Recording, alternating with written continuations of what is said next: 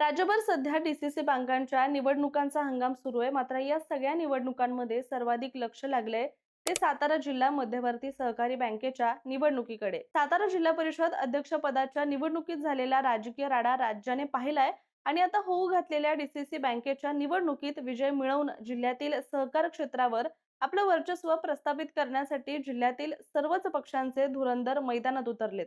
मात्र यंदाच्या निवडणुकीमध्ये नवीन नियमामुळे सलग 2 टर्म संचालक राहिलेल्यांना पुन्हा निवडणूक लढवता येणार नाहीये आणि त्यामुळे राजकीय नेत्यांकडून पर्याय शोधले जात आहेत. याच पार्श्वभूमीवर शिवेंद्रराजे भोसले यांचं नाव चर्चेत आलंय आणि सातारा डीसीसी बँकेवरील आपलं वर्चस्व कायम ठेवण्यासाठी शिवेंद्रराजेंनी कंबर कसली असून नवीन नियम त्यांच्यासाठी आता अडचणीचा ठरू शकतो. त्यामुळे आता त्यांच्या पत्नी वेदांती राजे भोसले यांना निवडणुकीच्या रिंगणात उतरवण्याची शक्यता व्यक्त केली जातीये. मात्र या संपूर्ण राजकीय समीकरणात उदयनराजे भोसले यांची भूमिका नेमकी काय ठरू शकते किंवा निर्णायक ठरण्याची देखील शक्यता आहे. त्यामुळे सातारा डीसीसीच्या सत्ता संघर्षात नेमकं काय घडतंय याकडे आता संपूर्ण जिल्ह्याचं लक्ष लागलंय आणि या संदर्भात आपण पुढील काही मिनिटांमध्ये बोलणार आहोत. नमस्कार, मी रामेश्वरी आणि तुम्ही पाहताय कट टू कट. राज्यभर सहकारी बँकांच्या निवडणुकांचा धुमाकूळ सुरू आहे. मात्र या सगळ्या निवडणुकांमध्ये सातारा जिल्हा मध्यवर्ती सहकारी बँकेची निवडणूक विशेष चर्चेत आली आहे. कारण सातारा जिल्हा बँकेच्या राजकारणात गेल्या अनेक वर्षांपासून आपला दबदबा निर्माण करणारे मंत्री शिवेंद्रराजे भोसले यावेळी स्वतः निवडणुकीच्या रिंगणात नसणार आहेत. त्यामुळे त्यांच्या जागी नेमकं कोण येणार याची चर्चा सुरू असतानाच त्यांच्या पत्नी वेदांतिका राजे भोसले यांचं नाव पुढे आलंय. आणि आता या संपूर्ण राजकीय समीकरणात खासदार उदयनराजे भोसले यांची भूमिका किती महत्वाची ठरणार आहे याकडेच साताऱ्याचं लक्ष लागलंय. दरम्यान सातारा जिल्हा बँकेच्या सोसायटी मतदारसंघातून शिवेंद्रराजे भोसले आतापर्यंत अजिंक्य राहिलेत. गेल्या निवडणुकीमध्ये ते बिनविरोध निवडून आले होते. मात्र सलग 10 वर्ष संचालक राहिलेल्या व्यक्तींना आरबीआयच्या नियमानुसार पुन्हा निवडणूक लढवता येणार नसल्यामुळे यावेळी शिवेंद्रराजे यांना निवडणुकीच्या मैदानाबाहेर राहावं लागणार आहे.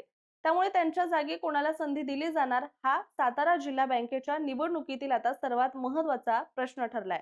दरम्यान या पार्श्वभूमीवरच सातारा विकास सोसायटी मतदारसंघातून तब्बल 146 ठराव प्राप्त झालेत आणि यातील काही ठरावांनी राजकीय चर्चेला आणखी वेग दिलाय. आष्टे विकास सोसायटीतून शिवेंद्रराजे भोसले यांच्या पत्नी वेदांतिका राजे भोसले यांच्या नावाचा ठराव झालाय आणि रामकृष्ण नगर सोसायटीमधून शिवेंद्रराजे भोसले यांच्या नावाचा ठराव झालाय. तर लिंब सोसायटीमधून त्यांचे विश्वासू सहकारी जितेंद्र सावंत यांच्या नावाचा ठराव झाल्याची माहिती आहे. मांडवे सोसायटीतून विक्रम लालासो पवार यांच्या नावाचा ठराव करण्यात आलाय. त्यामुळे शिवेंद्रराजे यांच्या जागी त्यांच्या विश्वासातील व्यक्तीला संधी मिळणार की स्वतः वेदांतिका राजे भोसले जिल्हा बँकेच्या राजकारणात प्रवेश करणार याची उत्सुकता वाढली आहे. दरम्यान वेदांतिका राजे भोसले यांचं नाव पुढे येण्यामागे त्यांचा भोसले कुटुंबाशी असलेला संबंध एवढंच कारण नाहीये. सामाजिक सहकार आणि स्थानिक राजकारणाचा त्यांचा अनुभव देखील यामागे. म्हणजेच वेदांतिका राजे भोसले या साताऱ्यातील भोसले राजघराण्याच्या सून असून आमदार शिवेंद्रराजे भोसले यांच्या त्या पत्नी आहेत. पण त्यांची ओळख इतक्यावरच मर्यादित नसून सातारच्या समाजकारणामध्ये सुद्धा त्यांचं एक स्वतंत्र अस्तित्व आहे. 2017 मध्ये अजिंक्य तारा सहकारी फळं, फुलं आणि भाजीपाला खरेदी विक्री संस्थेच्या अध्यक्षपदी त्यांची बिनविरोध निवड झाली होती. अजिंक्य तारा सहकारी साखर कारखान्याच्या संचालक मंडळावर सुद्धा त्यांनी काम केलंय आणि कर्तव्य सोशल ग्रुपच्या माध्यमातून ते सामाजिक उपक्रमांमध्ये सुद्धा सहभागी राहिल्यात. याचबरोबर त्यांनी सातारा नगरपालिकेच्या नगर अध्यक्षपदाची निवडणूक सुद्धा लढवली होती आणि त्यामुळे सहकार आणि स्थानिक राजकारणाचा त्यांना असलेला अनुभव पाहता जिल्हा बँकेच्या राजकारणात त्यांची एंट्री झाली तर ती केवळ कौटुंबिक राजकारणाचा विस्तार न राहता स्वतंत्र राजकीय भूमिका घेण्याची संधी सुद्धा ठरू शकते. मात्र इथे आणखी एक महत्वाचा चेहरा समोर येतोय आणि तो म्हणजे उदयनराजे भोसले.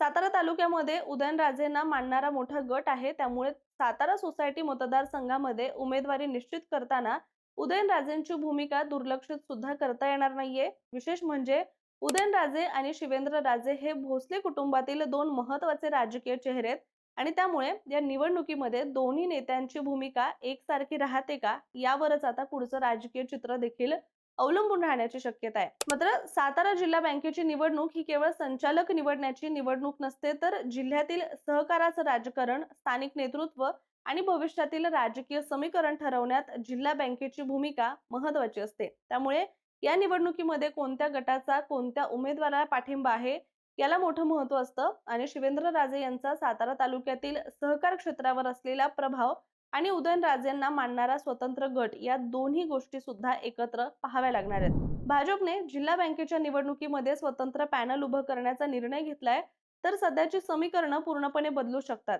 कारण अशा परिस्थितीमध्ये सातारा तालुक्यातील मतांचं विभाजन होण्याची शक्यता निर्माण होईल।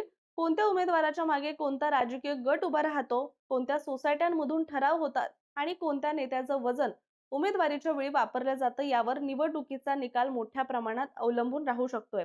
त्यामुळे उदयनराजे भोसले या निवडणुकीमध्ये नेमकी काय भूमिका घेतात हा सगळ्यात मोठा प्रश्न आहे आणि शिवेंद्रराजेंच्या पसंतीच्या उमेदवाराला ते पाठिंबा देणार का? शिवाय वेदांतिका राजे भोसले यांच्या नावाला त्यांची साथ मिळणार का, की सातारा तालुक्यातील आपल्या समर्थकांचा विचार करून वेगळी भूमिका घेतली जाणार याची उत्सुकता आता वाढलेली आहे। आणि जर उदयनराजे आणि शिवेंद्रराजे यांच्यामध्ये सातारा सोसायटी मतदारसंघाबाबत एकमत झालं तर एका मजबूत उमेदवारामागे दोन्ही गटांची ताकद उभी राहू शकते। मात्र दोन्ही नेत्यांच्या भूमिकेत फरक पडला तर सातारा तालुक्यातील सहकाराच्या राजकारणात नवं समीकरण तयार होण्याची शक्यता आहे। त्यामुळे या निवडणुकीत केवळ उमेदवार कोण यापेक्षा त्याच्या मागे कोण उभा आहे आणि हे अधिक महत्त्वाचं ठरणार आहे।